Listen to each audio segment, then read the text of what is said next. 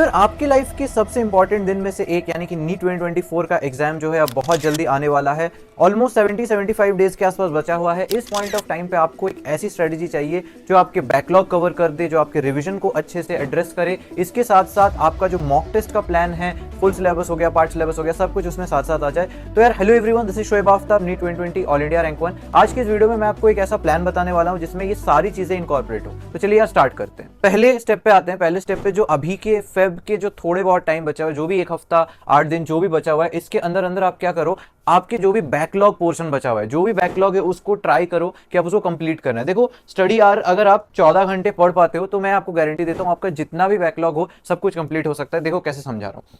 देखो बैकलॉग जो चैप्टर्स है उसको आपको ट्राई करना है कि आप या तो सारे कंप्लीट करो।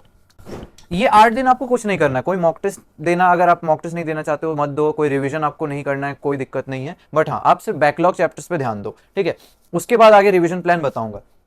अगर यहाँ पे सारे पॉसिबल नहीं है तो सिर्फ हाई यील्ड वाले जो बैकलॉग चैप्टर्स है, मेरा वो वीडियो देख लेना जिसमें मैंने बताया था कि कैसे आप 45 चैप्टर्स के आसपास करके भी आप 600 प्लस मार्क्स तक का कवर कर सकते हो। तो उस वीडियो के अंदर देख लेना, उसमें से हाई यील्ड वाले को सिलेक्ट कर लेना, बैकलॉग में से जो जो बचा हुआ है पहले उन हाई यील्ड को कर लेना, टाइम कम है तो इसमें करना क्या क्या है कि यार इतने कम टाइम में पूरा चैप्टर कंप्लीट करना है। एक चैप्टर खत्म करने में 2-3 दिन लग जाते हैं, तो कैसे करे। तो देखो आपको सिर्फ एनसीईआरटी पढ़नी है, कोशिश करना है कि वो याद हो जाए, 2 बार पढ़ लो 3 बार पढ़ लो, ठीक है। एनसीईआरटी पढ़नी है, 1 शॉट वीडियो लेक्चर्स देखने हैं जिसमें 1 शॉट के अंदर आपका पूरा चैप्टर कवर हो जाता है। साथ में अगर वो फिजिक्स का चैप्टर है, फिजिकल केमिस्ट्री का चैप्टर है, या फिर केमिस्ट्री का भी इन जनरल चैप्टर, तो आप उसके लिए हैंडबुक रेफर कर सकते हो। हैंडबुक में क्या होता है, एक पेज के अंदर अंदर सारे जितने भी रेलिवेंट फॉर्मूले हो गए, इंपॉर्टेंट कॉन्सेप्ट हो गए, सब समराइज्ड होते हैं। हैंडबुक अगर आपके पास नहीं है, आप मार्केट से परचेस करते हो या फिर मेरे टेलीग्राम चैनल पे भी मैंने डाल रखा है, तो उसमें फाइल सेक्शन में चले जाना, आपको हैंडबुक मिल जाएगा। हैंडबुक हो गया, और प्रीवियस ईयर क्वेश्चंस आपको करने हैं। प्रीवियस ईयर क्वेश्चंस के साथ साथ प्रीवियस ईयर क्वेश्चन जिस टॉपिक से आए हैं, पीवाईक्यू टॉपिक्स बेस्ड आपको क्वेश्चन प्रैक्टिस करनी है। तो यहाँ पे आपको इसके लिए देखो यार बहुत सारे ऐप्स वगैरह होते हैं, मैंने बहुत जगह रिकमेंड कर रखा है, तो देख लेना। पीवाईक्यू टॉपिक बेस्ड आपको रिवीजन करना है, उस टॉपिक से ही आपको क्वेश्चन प्रैक्टिस करनी है। तो ये शॉर्टेस्ट तरीका हो गया, NCERT, 1 shot videos, PYQ based question practice. अगर फिजिक्स है, फिजिकल केमिस्ट्री, तो हैंडबुक, ठीक है। अब देखो यार कितने चैप्टर्स किए जा सकते हैं। अगर आप 8 दिन 14 घंटे भी पढ़ते हो तो 14 घंटे करके आपके 112 घंटे टोटल हो गए। अगर मैं इसको 3 घंटे, ये जितना भी काम है ये अगर आप 3 घंटे में आराम से कर सकते हो। 1 शॉट वीडियो मान लो 1-1.5 घंटे में देख लिया, पीवाईक्यू प्रैक्टिस कर लिया 1 घंटे का, और आधे घंटे में हैंडबुक आराम से कवर हो जाते हैं। 1-2 पेज पढ़ने होते हैं तो आधे घंटे में कवर हो जाता है, ठीक है। तो 3 घंटे भी अगर मान के चलो तो 37 चैप्टर्स तक कंप्लीट हो सकते हैं। मेरे को पता है मैक्सिमम स्टूडेंट्स के इतने बैकलॉग तो नहीं होंगे। देखो आउट ऑफ 78 चैप्टर्स आपके 37 चैप्टर्स तो बैकलॉग में नहीं होंगे। मैक्सिमम स्टूडेंट्स के 10-12-15 चैप्टर ही होंगे जो बचे होंगे, बैकलॉग पार्ट में होंगे। अगर आपका 20 से ज्यादा है तो मैं तो कहता हूं आप हाई यील्ड वाला मेथड ले लो। अब मैं तो कहता हूं 37 चैप्टर्स हो सकते हैं, बट आपको इतने आपके बैकलॉग होंगे भी नहीं। तो मैक्सिमम जितने भी है 15-20 जो भी चैप्टर है ट्राई करो, उसको थोड़ा ज्यादा टाइम देके। मैं 3 घंटा लिया, आप 5 घंटे लगा लो, ठीक है। 5 घंटे लगा के भी जो भी आपके 15-20 चैप्टर है उन बैकलॉग्स को आपको कंप्लीट कर लेना है, ठीक है।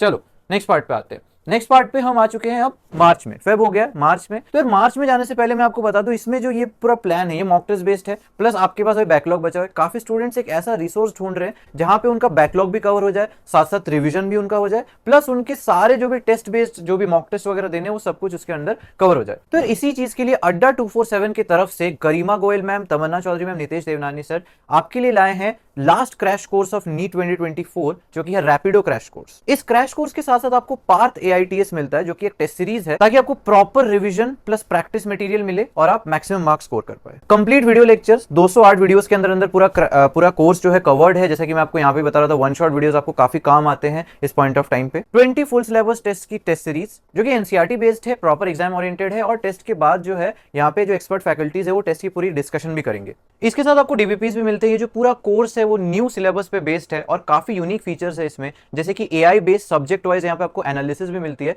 और 3D वीडियोस भी हैं। ये जो 3D लर्निंग वीडियोस है वो 7 मार्च से अवेलेबल होंगे। जो सबसे खास बात कि ये जो पूरा क्रैश कोर्स है ये आप एक स्पेशल प्राइस पे परचेस कर सकते हैं। वो मेरा कोड यूज करना है, मेरा कोड है एम्स, AIIMS, ठीक है। तो यार मैं लिंक सारे नीचे डिस्क्रिप्शन में डाल दूंगा, आप चेकआउट कर सकते हैं। अब आगे बढ़ते हैं वीडियो की तरफ। तो अब आते हैं नेक्स्ट स्टेप पे। नेक्स्ट स्टेप में यार मार्च वाला पार्ट है। मार्च में क्या करना है आपको, proper mock test based revision plan follow करना है। मॉक टेस्ट बेस्ड कैसे करें, टारगेट करो कि मार्च के अंदर अंदर आपको 10 मॉक पेपर जो है देने हैं, ठीक है। 10 मॉक पेपर जो देने हैं, आप प्रीवियस ईयर पेपर्स लगा सकते हो, बट यूजुअली मैं रिकमेंड नहीं करूंगा, प्रीवियस ईयर वाले जो क्वेश्चंस होते हैं वो आप ऑलरेडी बहुत बार कवर कर चुके हो, ठीक है। तो ये मत करना, बट नॉर्मल मॉक पेपर्स ले लेना जो कि प्रॉपर एनसीईआरटी बेस्ड हो और जो एकदम एग्जाम ओरिएंटेड हो, ठीक है। रिवीजन में आप मॉक बेस्ड करो, यूनिट वाइज कर सकते हो, पार्ट सिलेबस कर सकते हो। मेनली मैं रिकमेंड करूंगा कि यही वाले करो जो यूनिट वाइज होते हैं, पार्ट सिलेबस होते हैं, क्योंकि आपको अभी फुल सिलेबस पे नहीं जाना है, वो हम अप्रैल में देखेंगे, ठीक है। तो इसमें क्या कैसे गैप रहेगा, देखो आपको अगर आप 10 मॉक पेपर पूरे मंथ में कर रहे हो तो 3 दिन के आसपास का आपको टाइम मिलेगा पेपर्स के बीच।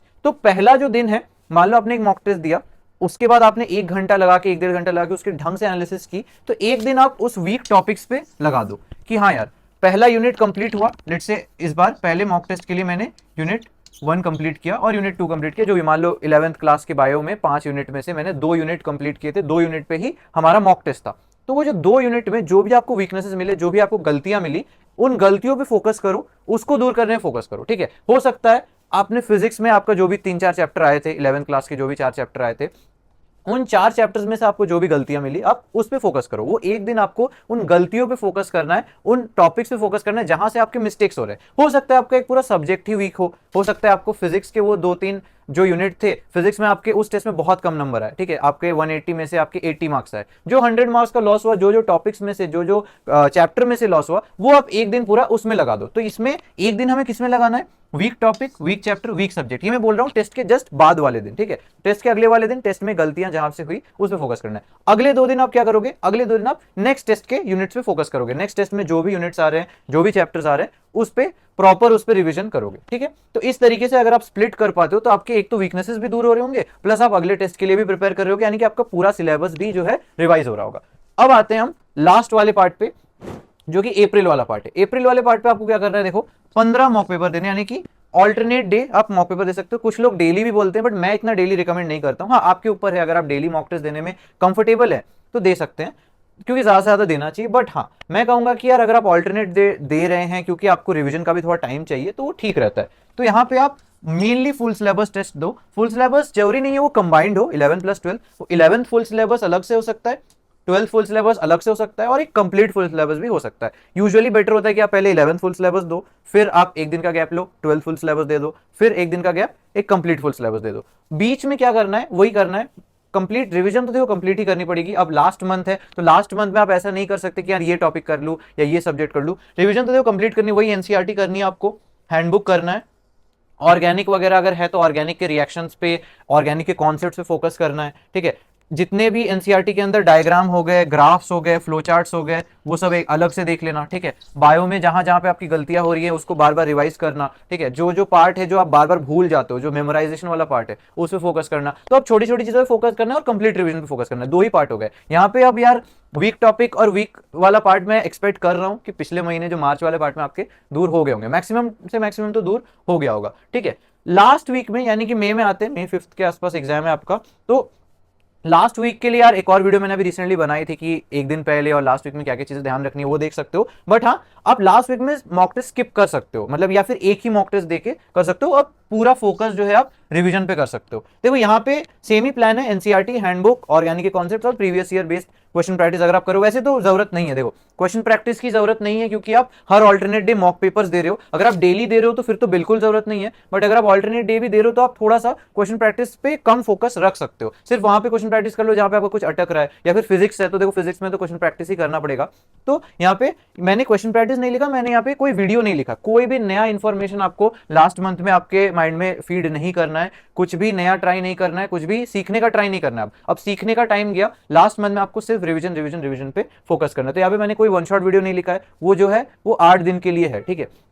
यहाँ पे मैंने क्वेश्चन प्रैक्टिस भी नहीं लिखा, बिकॉज मोस्टली आपके मॉक टेस्ट के थ्रू कवर हो रहे होंगे। तो लास्ट वीक मई में बस आप फिर एक हफ्ता आप एक ही मॉक टेस्ट दे दो या बिल्कुल मत दो, उस पर आप रिवीजन पे फोकस कर सकते हो, ठीक है यार। So that was it. Hopefully आपको वीडियो के अंदर कुछ यूजफुल मिला होगा। अगर आपको पसंद आया हो तो लाइक जरूर करना, अपने फ्रेंड्स के साथ शेयर करना। मैक्सिमम स्टूडेंट्स जो वीडियो देखते हैं वो सब्सक्राइब नहीं करते हैं, तो चैनल को सब्सक्राइब कर देना।